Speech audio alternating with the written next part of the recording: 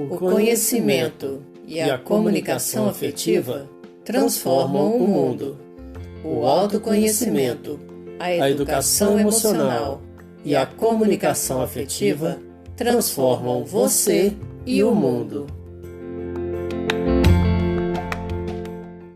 Olá, meu irmão, olá, minha irmã. Dia 11 de dezembro de 2020. Professor Orix Tadeu aqui com você, nosso e nossa pod ouvinte especial, para mais um episódio Vida Plena na Sexta, de nosso podcast Caminho de Vida Plena, falando de comunicação afetiva e educação emocional. Se você por um acaso está chegando por aqui agora, esse projeto é um trabalho realizado por mim, por Arlesiene e pela psicóloga Raquel Araújo, que é a idealizadora do mesmo. Se você quiser nos conhecer um pouco e também conhecer o objetivo do nosso projeto, nós temos gravado aqui um episódio de apresentação.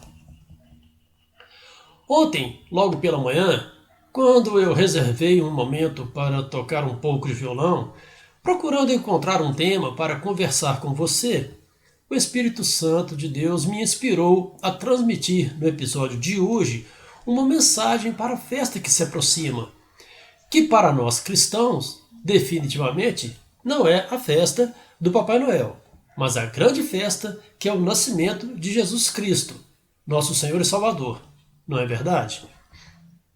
O nascimento daquele que veio redimir nossos pecados e nos trazer a salvação, a vida eterna. Jesus Cristo, o Filho de Deus, a segunda pessoa da Trindade Santa, que se fez homem como nós e assumiu sua humanidade, viveu sua humanidade por nós e como nós, em tudo, exceto no pecado. Evangelho segundo São Lucas, capítulo 24, versículos de 13 a 32. Nesse mesmo dia, 2 discípulos caminhavam para uma aldeia, chamada Emaús, distante de Jerusalém 60 estádios, cerca de 12 quilômetros. Iam falando um com o outro sobre tudo o que se tinha passado.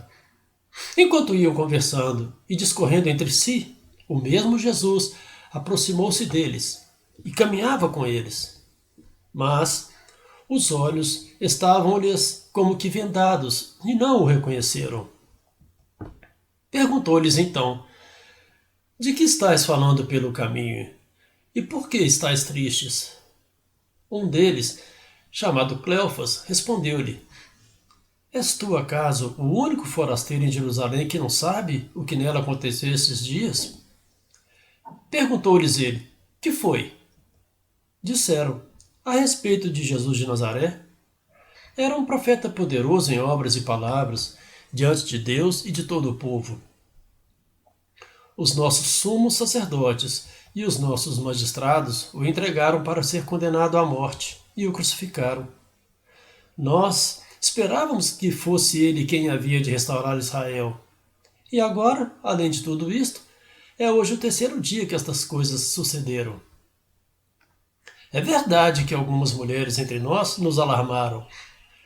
Elas foram ao sepulcro antes do nascer do sol e, não tendo achado o seu corpo, voltaram, dizendo que tiveram uma visão de anjos, os quais asseguravam que está vivo.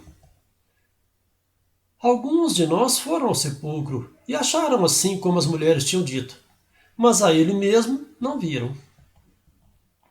Jesus lhes disse: ó gente sem inteligência, como sois tardos de coração para crerdes tudo o que anunciaram os profetas? Porventura, não era necessário que Cristo sofresse estas coisas e assim entrasse na sua glória? E começando por Moisés, percorrendo todos os profetas, explicava-lhes o que dele se achava dito em todas as Escrituras. Aproximaram-se da aldeia para onde iam, e ele fez como se quisesse passar adiante. Mas eles forçaram-no a parar. Fica conosco, já é tarde e já declina o dia. Entrou então com eles. Aconteceu que, estando sentados conjuntamente à mesa, ele tomou o pão, abençoou-o, partiu-o e serviu-lhe. Então se lhes abriram os olhos e o reconheceram, mas ele desapareceu. Diziam então um para o outro: não se nos abrasava o coração quando ele nos falava pelo caminho e nos explicava as Escrituras? Palavra da salvação. Glória a vós, Senhor. Meu irmão, minha irmã, imagine que a dor dos discípulos, o sofrimento pela crucifixão e morte de seu mestre foi intensa. Imagine a dor, o sofrimento e a decepção por entender que aquele em que eles depositaram toda a confiança de libertação, de um líder que os livraria da opressão, de um líder que ia combater os poderosos da terra, simplesmente estava morto. Então, imagine que o sentimento deles, nesse momento, é de completa desolação, desesperança, sentimento de que tudo está mesmo perdido.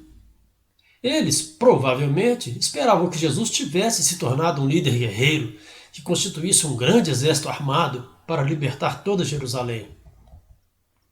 Eles agora caminhavam completamente sem esperança.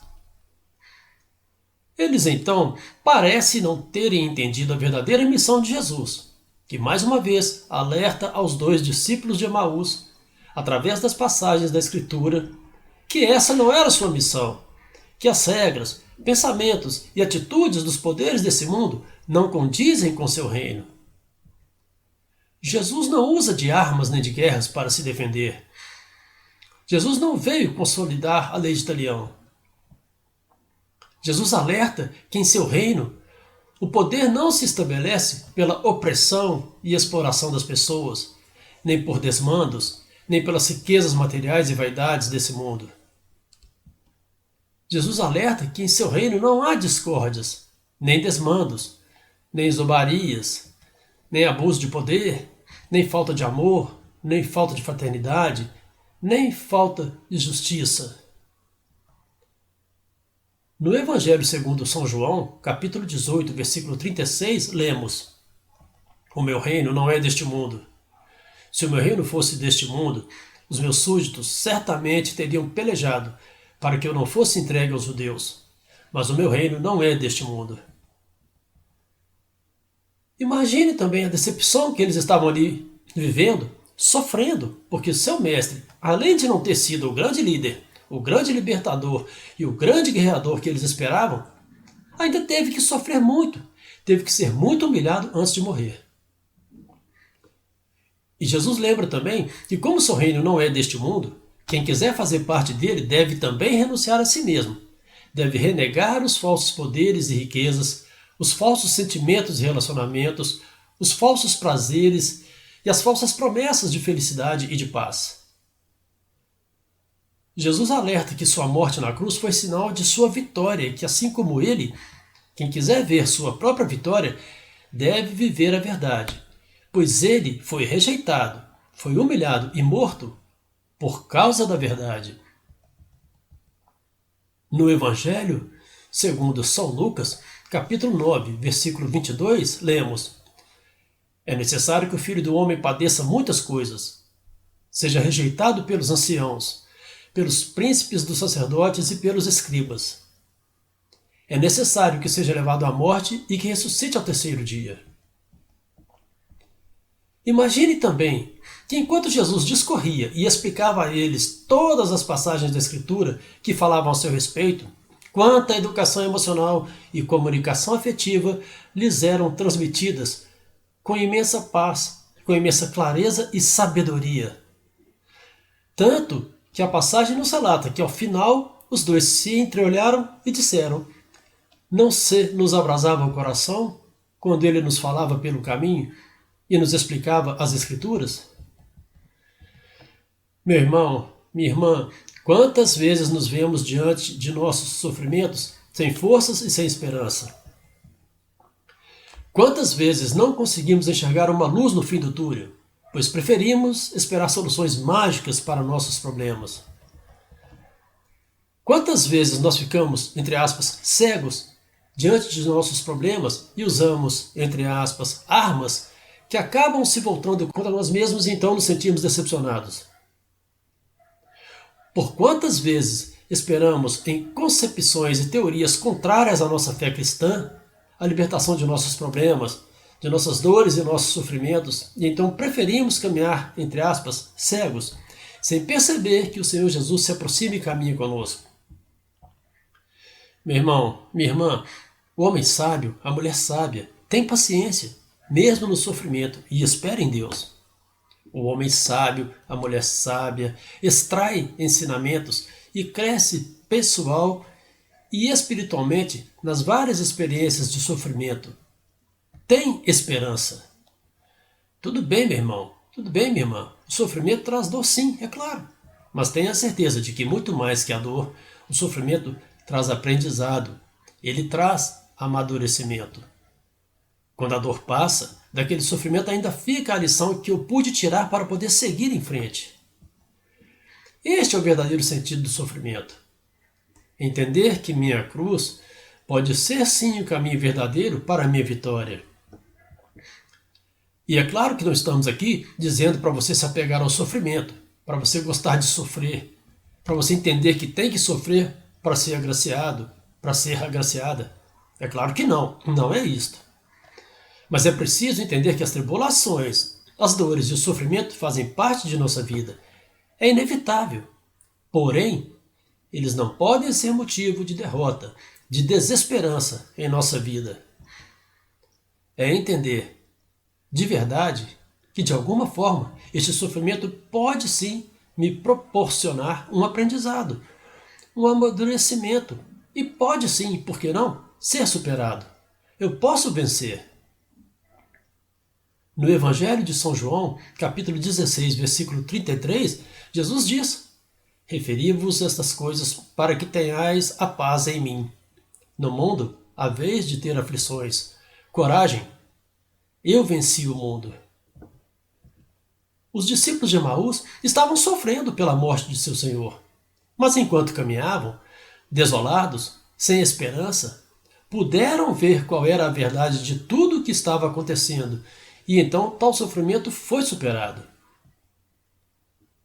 São Padre Pio de Pietrelcina disse: o sofrimento é um dom de Deus. Felizes aqueles que sabem tirar proveito dele. Meu irmão, minha irmã, nesse Natal vamos caminhar com esperança. Abramos nossos olhos e nosso coração para perceber a presença do Senhor Jesus Cristo caminhando conosco, lado a lado. Peçamos a Jesus a graça de abrirem-se nossos olhos e também que nosso coração se abrase, a fim de podermos ler e entender as passagens da Sagrada Escritura. Nesse Natal, convidemos Jesus a ficar conosco, abençoando-nos através da Sagrada Eucaristia. E se você não pode, devido a esse momento pelo qual estamos passando, se você precisa e deve manter-se em casa, mesmo assim convide Jesus Cristo para estar à mesa contigo e, principalmente, convide-o a estar presente em seu coração, abençoando-a, partindo o pão. Faça na noite de Natal sua comunhão eucarística ou espiritual com Ele. Lembre-se de que Jesus Cristo está sempre caminhando a seu lado.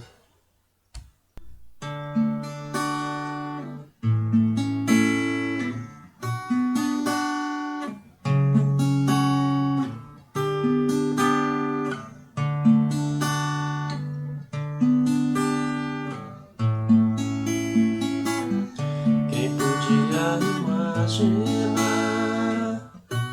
que aquela cruz era só o começo de uma história de amor? Comentavam com grande dor tudo que se passou e jamais esperavam encontrar o Senhor. Aconteceu sem mesmo esperar, Ele apareceu em meio aos discípulos a caminhar. Falava de amor e o som de sua voz abraçava os seus corações e diziam: Senhor, fica conosco.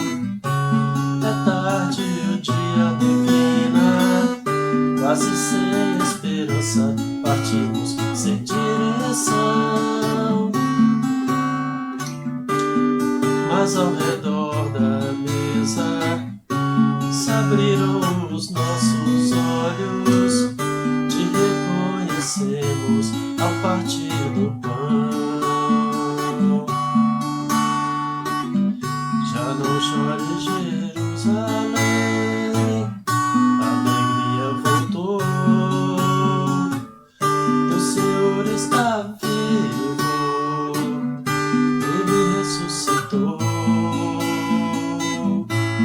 Aconteceu sem mesmo esperar, ele apareceu em meio aos discípulos a caminhar. Falava de amor, e o som de sua voz abrasava os seus corações. E diziam: Senhor, fica conosco.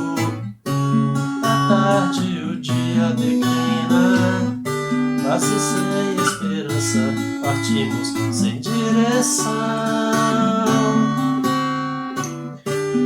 Mas ao redor da mesa se abriram os nossos olhos, te reconhecemos ao partir do pão. Já não chores, Jerusalém, a alegria voltou, teu Senhor está vivo, ele ressuscitou. Esta música é composição do grande cantor e compositor católico Valmir Alencar. Meu irmão, minha irmã, um Feliz Natal para você, repleto de saúde, paz, amor e alegria. Deus nos abençoe, Nossa Senhora nos proteja. A alegria do Senhor é a nossa força.